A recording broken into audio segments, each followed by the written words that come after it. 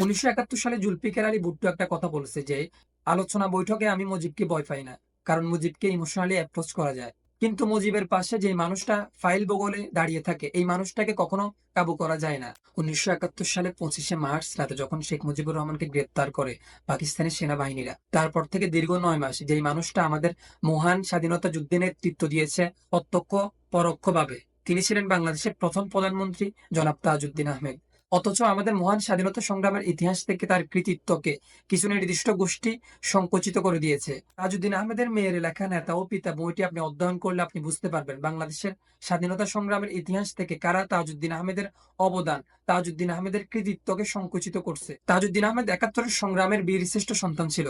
বাঙালির মুক্তির চেতনাকে দীর্ঘ 9 মাস ধরে যুদ্ধের মাধ্যমে অন্তরে লালন করে পূর্ব বাংলার মানুষকে মুক্ত করার লৌহ প্রত্যয়ে যিনি শপথ করছে, তিনি ছিলেন জনাব তাজউদ্দিন আহমেদ। অথচ এই মানুষটা আমাদের মহান স্বাধীনতা সংগ্রামের ইতিহাসের ছেঁড়া পাতায় তার কৃতিত্বের স্থান পায় নাই। 1971 সালে জুলফিকার আলী ভুট্টো একটা কথা বলেছে যে, আলোচনা বৈঠকে আমি মুজিবকে ভয় পাই না, কারণ মুজিবকে ইমোশনালি অ্যাপ্রোচ করা যায়। কিন্তু মুজিবের পাশে যে মানুষটা ফাইল বগলে দাঁড়িয়ে থাকে, এই মানুষটাকে কখনো কাবু করা যায় না। অবশেষে বলতে হয় তাজউদ্দিন আহমেদ বাঙালির বীর শ্রেষ্ঠ সন্তান ছিল।